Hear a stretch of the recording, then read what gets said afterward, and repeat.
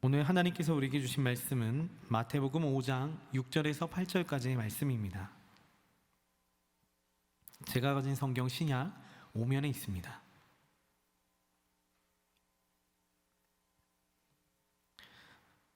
제가 읽고 마지막 절은 함께 읽도록 하겠습니다. 의에 줄이고 목마른 자는 복이 있나니 그들이 배부를 것이며 긍휼히 여기는 자는 복이 있나니 그들이 긍휼히 여김을 받을 것이며. 다 같이 읽습니다. 마음이 청결한 자는 복이 있나니 그들이 하나님을 볼 것이며. 아멘. 오늘도 현장에서 또한 온라인으로 예배드리시는 모든 분들에게 하나님의 평강이 함께 하시길 바랍니다. 혹시 이 자리에 계신 분들이랑 그리고 온라인으로 예배드리시는 분들 주변에 누가 계시거든 같이 인사 나누겠습니다. 사랑합니다. 축복합니다. 같이 인사 나누겠습니다. 사랑합니다. 축복합니다.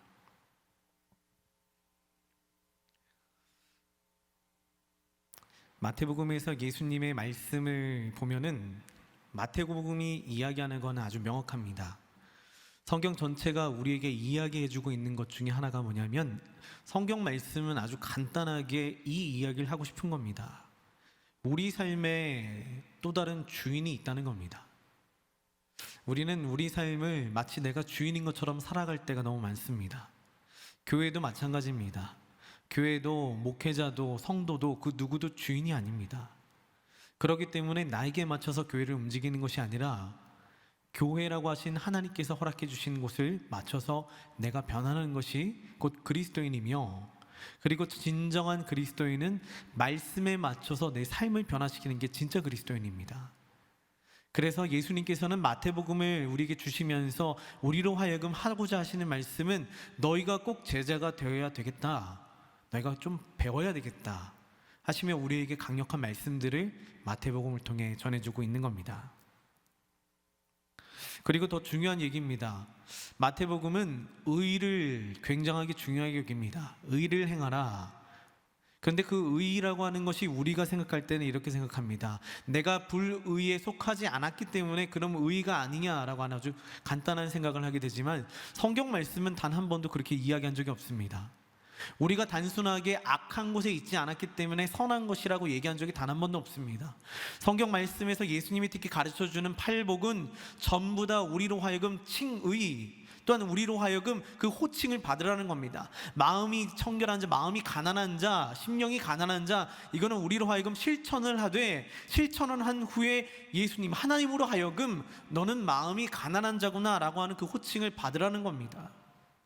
그렇기 때문에 우리로 하여금 악한 곳에 있지 않기 때문에 우리로 하여금 정말로 나는 아무것도 하지 않았기 때문에 하나님 난 괜찮지 않습니까? 라는 말을 쏙 들어가게 합니다. 그래서 우리로 하여금 실천을 하게 하며 실천을 통해 우리로 하여금 하나님이 너는 심령이 가난한 자구나, 마음이 참 청결한 자구나, 의에 줄이고 정말 목마른 자구나 라는 그 칭의를 받게 하는 것, 이것이 곧 예수님께서 마태복음을 우리에게 주신 의도입니다. 반복을 해야지 교육이 되니까 다시 한번 이 이야기를 나누도록 하겠습니다. 제가 자주 나누는 예화 중에 하나입니다. 어느 시인이 인터뷰를 하다가 돌연히 인터뷰를 하던 사람에게 묻습니다. 시인이 인터뷰를 하는데 인터뷰어한테 묻습니다.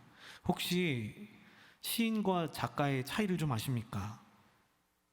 인터뷰어가 좀 당황하니까 혼자서 스스로 대답을 합니다. 작가, 소설가, 만화가, 뒤에 가짜가 붙는 사람들은 자신의 글대로, 자신의 그림대로 살지 않습니다. 하지만 뒤에 인자가 붙은 사람들은 자신의 글대로 삽니다. 시인, 시처럼 사는 사람들이 시인이라고 합니다. 이 인터뷰를 보고 우리를 돌아봤더니 우린 세상 사람들이 부르기를 그리스도인이라고 부릅니다. 또한 심지어 하나님도 우리를 그리스도인이라고 인정합니다. 성경도 우리를 그리스도인이라고 부릅니다. 뒤에 인자가 붙습니다. 이걸 발견하게 되니까 조금 쉬워졌습니다. 그리스도인, 예수님처럼 살아가는 사람들이 그리스도인인 겁니다. 우린 그리스도 예수님처럼 살아가는 사람들이라 인자가 붙는데 세상 사람들은 그렇게 생각 안 할 수도 있지만 예수님만큼은 매우 동의하실 겁니다. 예수님처럼 살아가는 사람들이 그리스도인이야 라고 하나님이 칭하실 것이기 때문입니다. 여러분, 우리 그리스도인들의 모습을 비유하면 거울에 비친 하나님의 형상이라고 할 수 있습니다. 쉽게 얘기해서 우리의 모습을 통해 우리가 마치 반들반들한 거울과 같아서 내가 하는 행동과 나를 통해서 보여지는 모든 모습이 곧 하나님을 드러내는 것, 이것이 그리스도인이라는 겁니다. 이게 가장 기본이 되는 그리스도인들의 자세여야 되며 그리스도인들이 그렇게 살아가야 됩니다. 나 자신을 예수님답게 예수님의 모습이 비춰질 만큼, 아니면 내 삶 가운데 예수님이 드러날 만큼 살아가는 것, 이것이 곧 우리로 하여금 그리스도인으로 살아가는 방법이며, 단순하게 세상 사람들에게 인정받아서 당신 그리스도인이구나 이 말 인정받기 위해서 우리로 하여금 그리스도인으로 살라고 한 것이 아니라, 예수님께서는 그리스도인으로 살아야 되는 이유가 있는데 그 이유는 바로 천국이라고 하는 겁니다. 천국의 소망을 유일하게 가진 사람만이 말씀을 믿고 실천할 수 있기 때문입니다. 그러니 쉬운 말로 하면은 예수님을 가장 닮은 사람이 천국에 들어가게 된다는 이야기입니다. 마태복음 7장 21절 말씀에 우리 다 함께 한번 읽어보도록 하겠습니다. 나더러 주여 주여 하는 자마다 다 천국에 들어갈 것이 아니요 다만 하늘에 계신 내 아버지의 뜻대로 행하는 자라야 들어가리라. 아멘. 우리가 그리스도인으로 살아가면서 가장 큰 복이라고 여겨지는 것은 이 땅에서 누리는 복들이 아니라 천국의 소망이자 우리가 이 내세에서 겪는 것이, 우리가 내세 겪게 될 정말 아름다운 천국, 이 모든 것들이 우리에게 가장 큰 복입니다. 그러나 그 복을 잊고 살아갈 때가 너무나도 많습니다. 우리는 단순하게 이 땅을 살아가면서 좋은 그리스도인으로 살면은 되겠지라고 생각합니다. 그러나 좋은 그리스도인도 천국의 소망을 품지 못한다면, 그 소망을 알지 못한다면, 그럼 그 그리스도인은 아무것도 아닌 게 됩니다. 여러분, 우리가 천국의 소망을 품고 살아가야 되는 이유 중에 하나가 죽은 뒤에는 천국과 지옥 외에는 없기 때문 아니겠습니까? 어렸을 때 탈무드를 좀 읽어봤는데 가장 이해가 되지 않는 이야기가 하나가 있었습니다. 여러분도 들어보시죠. 어떤 내용인지. 사람들이 배를 타고 새로운 땅을 찾아가지고 항해를 떠났습니다. 그러다가 중간에 어느 멋진 섬 하나를 만나게 됩니다. 목적지는 아니지만 그 섬이 참 멋있었나 봅니다. 우리 잠깐 여기 머물다 갑시다. 그리고 배를 곁에 댔더니 배에 타고 있던 사람들이 의견을 좀 다르게 합니다. 어떤 사람들은 그 섬을 보고서 너무나 아름답고 좋기 때문에 여기 머물러 삽시다 내려가지고 머물러 살자고 주장하는 사람이 있는 반면에, 또 한 부류는 우리 잠시 좀 내렸다가 필요한 것만 얻어가지고 충분히 둘러보고 출발할 때쯤 늦지 않게 승선합시다. 그리고 또 한 부류는 배에 남아서 배가 출발할 때까지 배가 언제 떠날지 모르니까 우린 여기 남아 있을래요. 그렇게 있읍시다. 그렇게 세 부류가 나눠집니다. 그렇게 시간이 조금 흐르자 여러분이라면 어느 부류에 끼시겠습니까? 그 섬에 머무르시겠습니까? 섬을 충분히 즐기다가 배 떠날 때쯤에 타시겠습니까? 아니면 배에 남아 계시겠습니까? 탈무드는 질문을 던지는 이야기일 뿐 답을 제시하지 않기 때문에 어느 것이 옳다고 이야기할 수는 없지만, 하지만 여기에 이 이유 이야기가 들어있는데 그 이유 이야기를 덧붙이면 대답이 조금 달라질 수 있습니다. 탈무드는 그 사람들의 이후 이야기를 이렇게 담아놨습니다. 그 섬에 살겠다고 남은 사람들은 그곳 원주민들에게 붙잡혀가지고 잡혀 죽임을 당하게 되었고, 둘러보러 내린 사람들은 배 출발 시간이 언제인지 몰라가지고 그 시간에 맞추지 못해서 탑승하지 못했거나, 배에 타려다가 원주민들에게 잡혀 죽었거나, 또는 배에 겨우 몇 사람 올라탄 사람들이 되었습니다. 그리고 결국 배에 남아있던 사람은 다시 배를 타고 출발했다는 이야기로 탈무드가 이야기를 맺고 있습니다. 탈무드에서는 이 배가 천국을 향하는 배라고 이야기하진 않지만, 결국 어리석어 보이는 길이 배에 남아가지고 저 사람들 즐길 줄도 몰라 했던 그 모든 사람들이 가장 안전하게 그들을 항해할 수 있도록 도와준 것입니다. 여러분, 이 이야기를 말씀에 적용해보면 압니다. 결국 말씀 안에서 살 건지, 아니면 내려서 세상을 충분히 즐기다가 떠날 때쯤에 그 배 타고 갈 건지, 아니면 세상에 완전히 속한 자가 될 것인지. 그런데 우리 자신의 인생을 복불복으로 두고 사는 사람은 없을 텐데, 신앙생활은 복불복으로 두고 사는 사람들이 많은 것과 같습니다. 그래서 아쉽습니다. 뭐냐 하면은, 그래 세상 충분히 좀 즐기다가 적당하게 세상 속에 살아가다가 어느 한순간에 천국이 올 때쯤에, 그때쯤에는 내가 배를 타야지 하는 사람이 너무나도 많은 겁니다. 여러분, 말씀대로 믿으며 살면 천국에 들어갈 수 있습니다. 하지만 어느 정도는 세상의 맛 좀 보고 조만간 돌아와서 말씀대로 살게요는 복불복입니다. 다시 내가 언젠가 조금 있는데 내가 지금은 믿음은 잃었지만 언젠가 다시 돌아와가지고 말씀 가운데 거하겠습니다라고 얘기하는 것은 복불복입니다. 아주 희망이 적습니다. 가능성이 매우 적습니다. 여러분, 예수님의 말씀은 수도승들이나 지킬 만한 것들이 아닙니다. 산골짜기에 들어가서 사람 없는 곳에서 좀 살아야지만 지킬 수 있는 말씀이 절대 아니란 걸 기억하시기 바랍니다. 예수님은 수많은 일상을 살아가는 사람들에게 말씀을 증거해 주신 겁니다. 우리의 일상에 스며들어 우리로 하여금 그렇게 살아내고 하나님의 모습을 그렇게 드러내게 하는 것이 하나님께서 우리에게 말씀을 주시는 의도입니다. 팔복도 마찬가지입니다. 이 팔복도 우리가 일상생활을 살아가면서 그 안에 살아가는 동안에 천국에 합당한 사람으로 살려면 이라는 주제를 가지고 시작하는 겁니다. 너희들 다 피하고 사람도 없는 곳 그냥 꽁꽁 갇혀가지고 한 곳에 모여서 거기에서 하나님 말씀을 지켜내 라고 한 것이 아니라는 겁니다. 지난주 우리 예수님께서 가르쳐 주신 말씀에 일상 속 실천을 다음과 같이 저희는 나눴습니다. 심령이 가난한 자는 우리의 욕심을 내려놓음으로, 또한 애통하는 자는 자신과 타인이 하나님의 의의 기준에 미치지 못함을 안타까워하며 공감함으로, 온유한 자는 말 그대로 예수님을 닮은 온유한 성품, 즉 화내지 않고 원수를 사랑하는 모습으로 실천하고자 나눴습니다. 오늘 말씀도 그렇게 실천을 중심으로 두고 예수님 말씀을 함께 나눠보도록 하겠습니다. 오늘 우리 본문의 6절 말씀을 다 함께 읽어보도록 하겠습니다. 의에 줄이고 목마른 자는 복이 있나니 그들이 배부를 것이며. 아멘. 여기에서 본문에서 난 의에 대해서 두 가지 견해가 있거든요. 먼저는 의를 영적인 양식, 의에 줄이고 목말았는데 이것이 곧 영적으로 채워지지 않은 것들을 해석하는 견해. 그래서 하나님 주시는 말씀으로 그 의가 채워진다, 하나님 말씀에 대한 갈망으로서 의로 얘기합니다.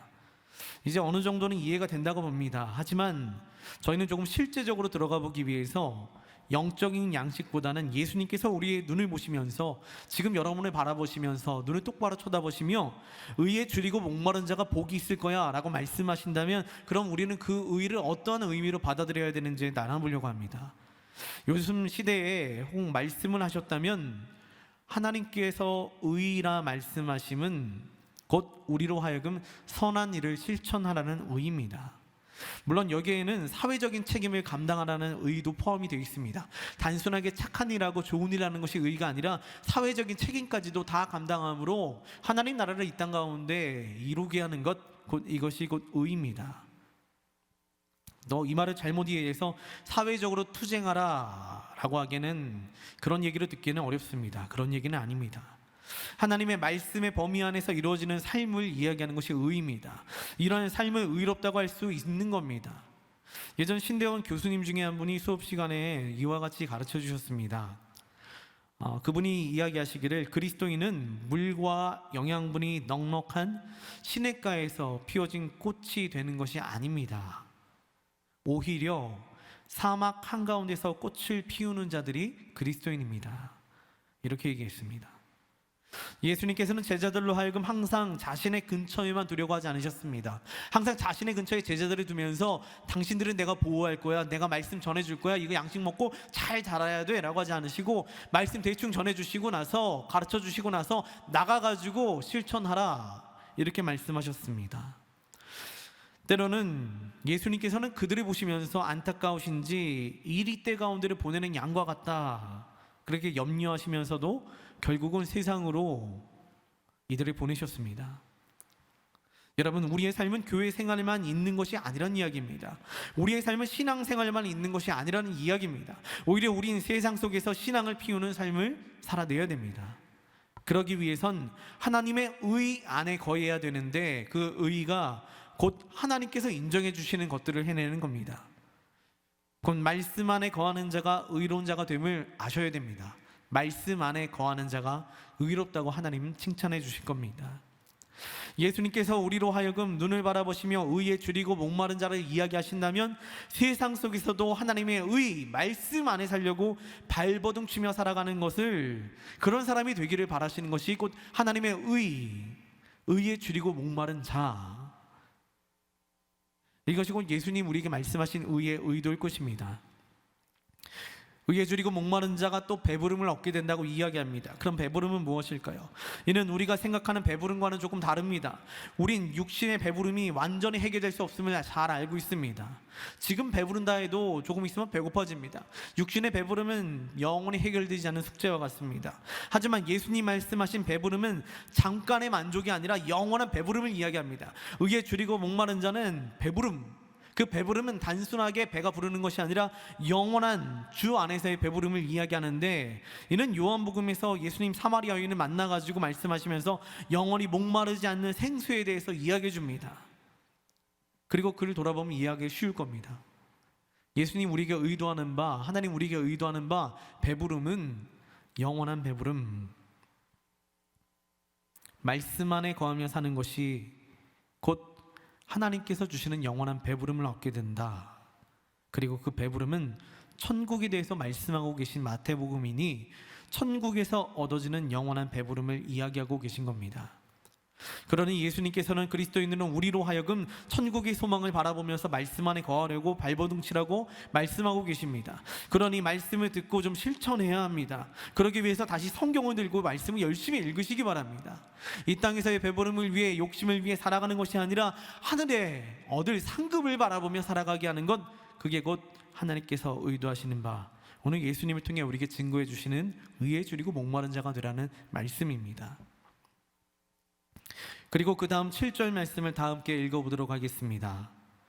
긍휼히 여기는 자는 복이 있나니 그들이 긍휼히 여김을 받을 것이며, 오늘 본문에서 나타나는 긍휼은 이제 헬라어로는 호이 에레모에네스라고 하는데 히브리어는 헤세드라고 여러분 많이 들어보셨죠? 원뜻으로는 자비, 동정이란 말입니다. 근데 오늘 본문의 긍휼은 그 단어에서 파생된 언어가 있습니다. 그리고 이 단어는 긍휼, 자비, 동정, 인간의 성품이나 감정을 가지고 시작된 단어가 아닙니다. 긍휼해라, 긍휼한 마음을 가져라 라고 이야기하는 것은 단순하게 보고서 불쌍히 여겨라, 좀 안타깝다라는 마음을 여겨라가 아닙니다. 여러분, 긍휼은 하나님의 성품 중에 하나로서 스스로 도움을 얻을 수 없는 인간을 향한 하나님의 마음을 표현한 단어입니다. 그리고 하나님께서는 그 긍휼을 일상의 은혜로 베풀어 주셨습니다.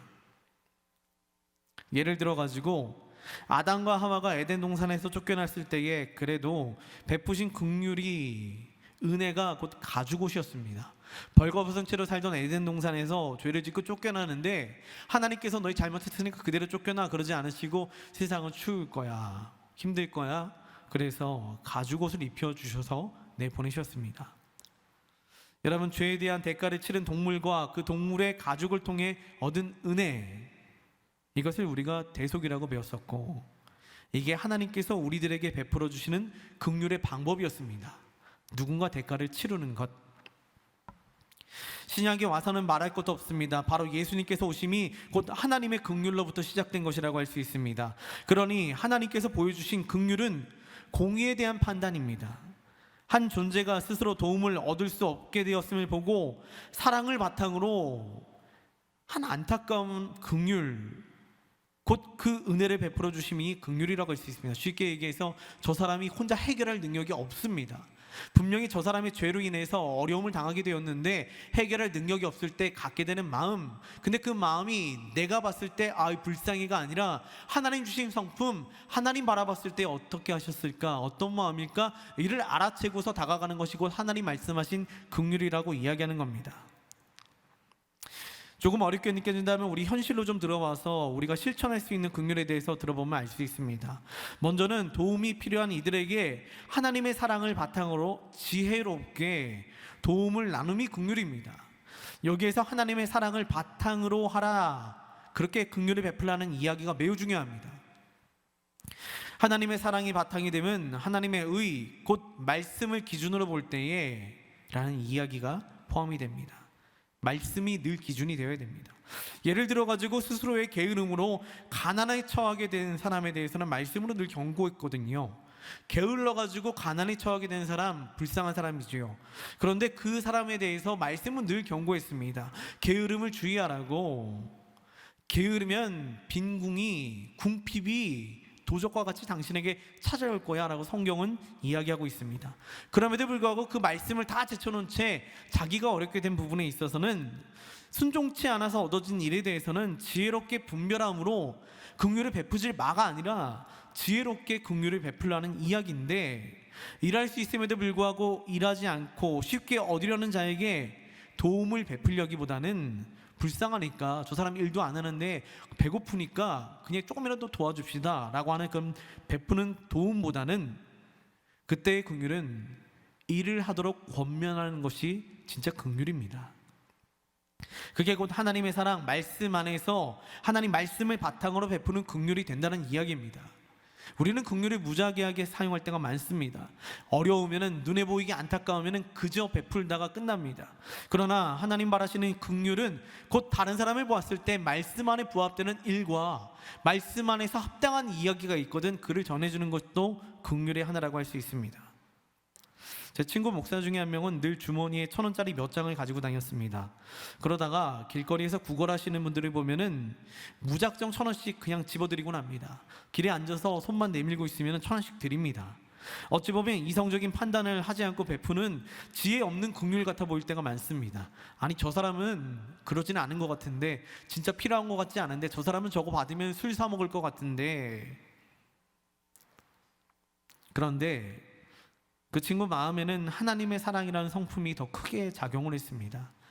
지혜와 분별보다 하나님의 사랑이 더 크게 작용하니 지혜와 분별이 있음에도 불구하고 긍휼을 베풀 수 있게 되는 것.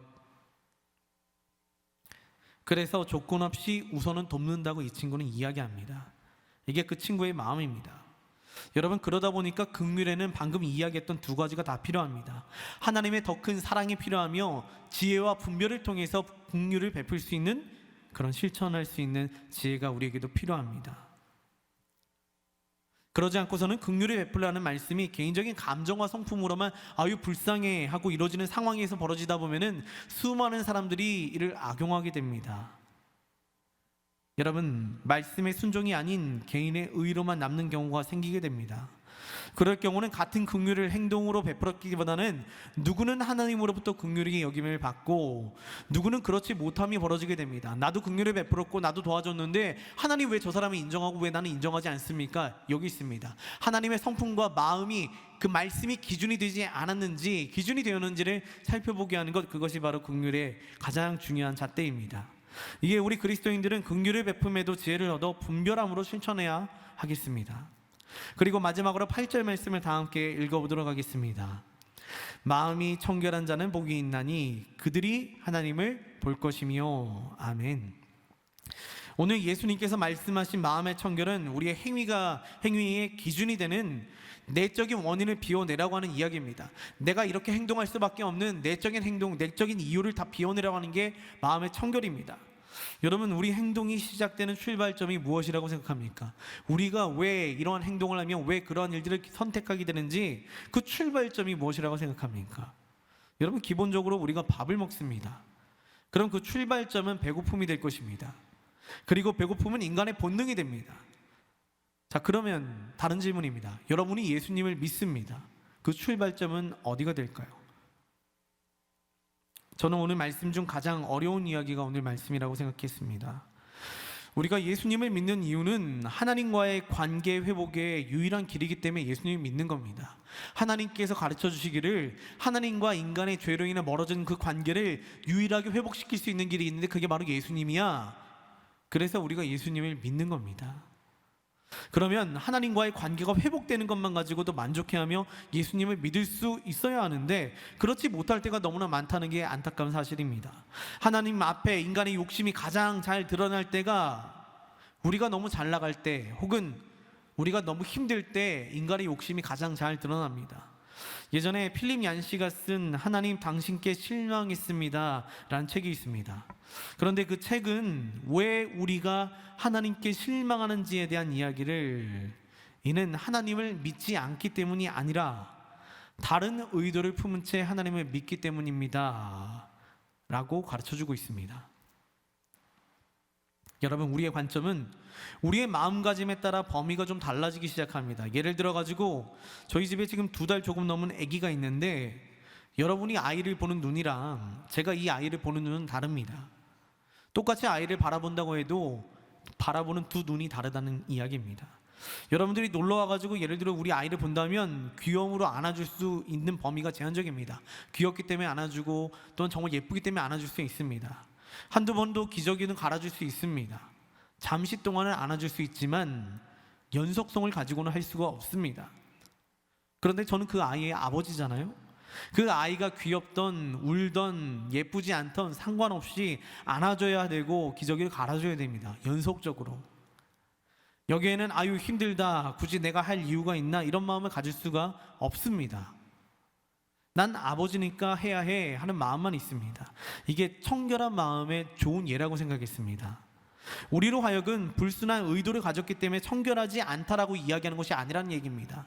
우리가 마음이 동기가 불순하기 때문에 그 일을 행하는 거야 라고 얘기하는 게 아니라는 겁니다. 우리가 그리스도인이면 이거 예수님 좋아하시는 일이야, 이 말 한마디면 어떠한 이유도 없이 그렇대 하며 움직일 수 있는 것이 청결한 마음인데, 청결한 마음이라 하면 우리로 하여금 그냥 불순한 의도를 버리라는 얘기가 아니라 이거 순수하게 예수님 좋아하시는 거래, 그럼 그 말 한마디만 믿고 따라가는 것, 그게 곧 청결한 마음의 하나입니다. 이를 성경에서는 두 마음을 품지 않음으로 표현되기도 합니다. 그래서 오늘 말씀 가운데 마음의 청결을 비움으로 표현하면 참 좋을 것 같았습니다.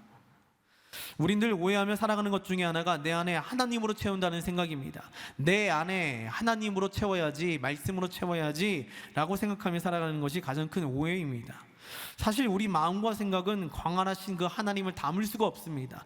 예수님을 담을 수가 없습니다. 그럼에도 불구하고 우리는 내 안에 예수 그리스도로 채운다라고 하는 이야기를 쉽게 이야기합니다. 그러나 우리는 이미 작은 컵과 같아가지고 우리 작은 컵을 바다 한가운데로 던져진 존재와 같습니다. 그게 곧 주 안에서 거하는 삶입니다. 그럼 하나님의 것으로 채우려면 결국 우린 내 것만 비우면 됩니다. 쉽게 얘기해서 이미 바다에 던져진 잔이라면 내 속에 있는 것만 비우면 됩니다. 예수님의 것을 끌어들이려고 하는 것이 아니라 내 것만 비우면 자동적으로 채워집니다. 그게 바로 마음의 청결입니다. 그리고 그런 사람은 천국을 볼 수 있다고 말씀해주고 있습니다.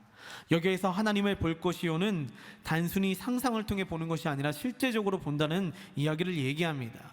하나님을 본다는 것은 인간으로서 죽음을 뜻합니다.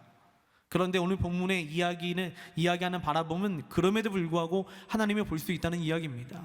마음이 청결한 자는 곧 천국에 가서 하나님을 눈대 눈으로 볼 것이요.